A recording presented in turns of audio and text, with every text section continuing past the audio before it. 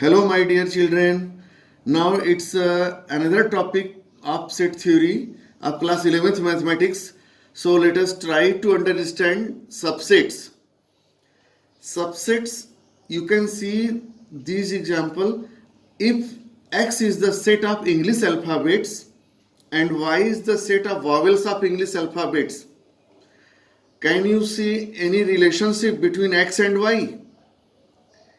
You can have a conclusion that every element of y is also an element of x.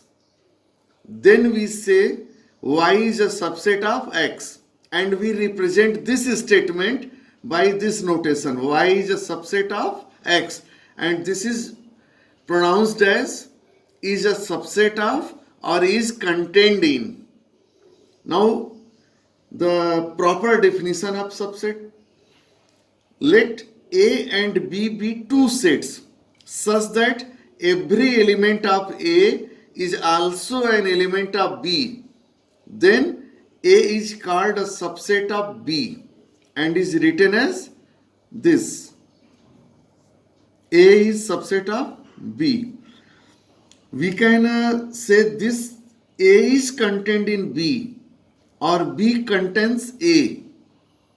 All three statements are same, have same meaning. A is subset of B, or A is contained in B, or B contains A. And this means that B contains A. And we can say B is a superset of A. By this notation, B is a superset of A. Thus, in the notations of set theory, we can represent a subset like this: A is subset of B if and only if, it is if and only if X belongs to A implies that X belongs to B. This is X belongs to A, or X is an element of A. This is read as like this: X is an element of A, and this is implies that X also belongs to B, or X is also an element of B. Then we can say A is a subset of B.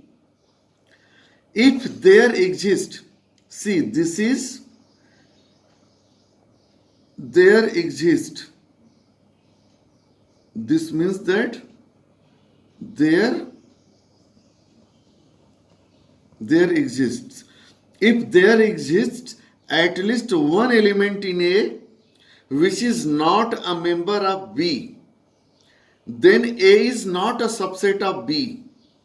This means that all the elements of A must be the members of set B. Then only we can set A is a subset of B.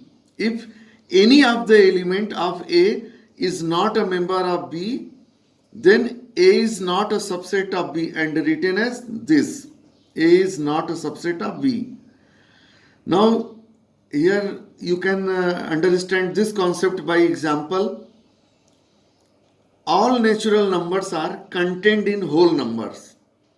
Then we can say an natural number is a set of whole number. The set of all natural numbers is a subset of the whole numbers. Now the whole number is subset of integers. You can understand, whole number is the subset of the set containing all integers, and the integers, the set of all integers is a subset of rational number. In previous video, you know its proper notation, that what is the meaning of capital N, capital W, capital Z, capital Q, and capital R. Capital Q means set of rational numbers, and R means real number. So natural number is a subset of whole number, and whole number is a subset of integers. Integers is a subset of rational number. rational number is a subset of real number. So we can say that natural number is a subset of real number, or natural number is a subset of integers. Natural number is a subset of rational number. In the same way, whole number is a subset of rational number, and whole number is the set of real numbers. Integers is the set of real number. Okay. Now, another important term, proper subset and improper subset. Any set A is a proper subset of B if A is not equal to B, and proper subset is denoted by this notation. This is the notation of proper subset. A is a proper subset of B. So whenever we used to say A is subset of B, this means that A may be a proper subset of B or A may not be a proper subset of B. Here B is a superset of A. As explained earlier, B is a superset of A. You can see the example. If A is a set of all the vowels of English alphabet, so in roster form you can write A is equal to A, E, I, O, U, and B is the set of English alphabets A, B, C, D, dot, dot, dot, Y, Z. So A is a proper subset of B, are written as this, because A is not equal to B. This means that if there are some extra elements in the another set, then only the previous set or the first set will be a subset, a proper subset, because the set B has 26 elements. This means that 21 elements are such that which are not contained in A. Only 5 elements are common in A and B both. Then we can say, and every element of A is also an element of B, but not all the elements of B or every element of B is an element of A. Then A will be a proper subset of B.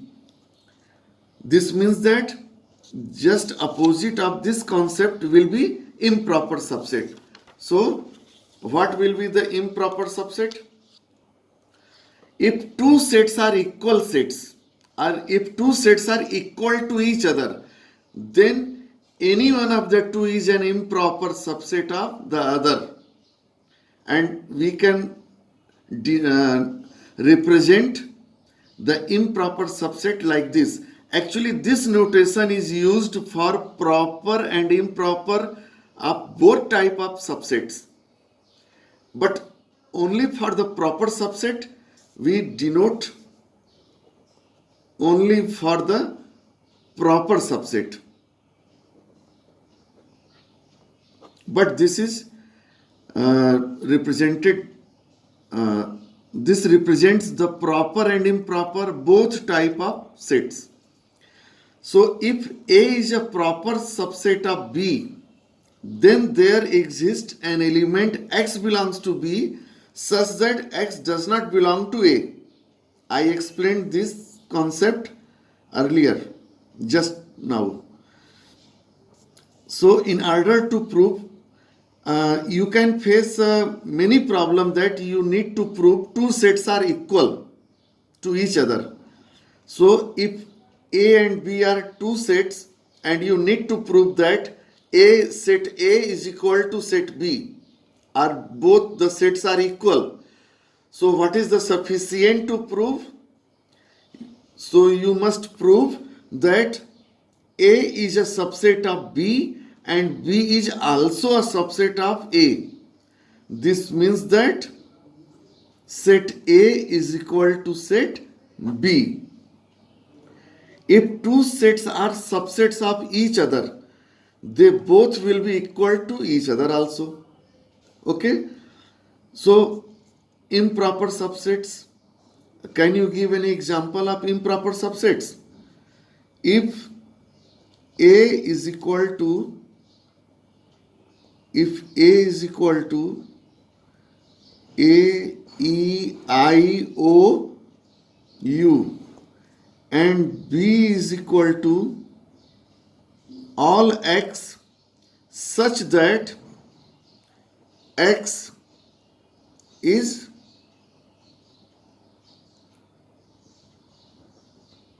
English alphabets,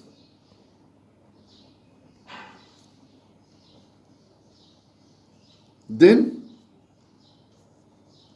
A is a subset of, A is a proper subset of B and A is improper subset of B. Which one is correct from this example?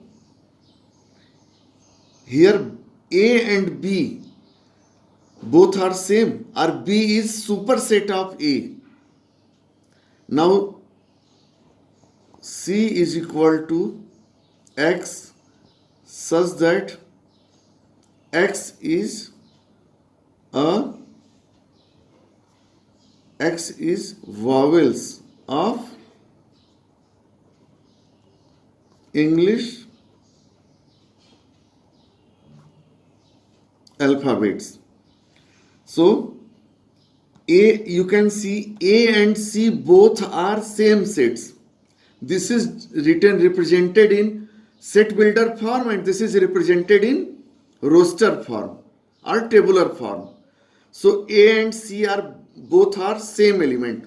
There is no extra element in C which is not contained in A or which is not an element of A. So A and C are improper subsets. So we can write down A is improper subsets of C, but A is a proper subset of B. So this is correct. Actually, this is also correct, but this represent proper and improper both.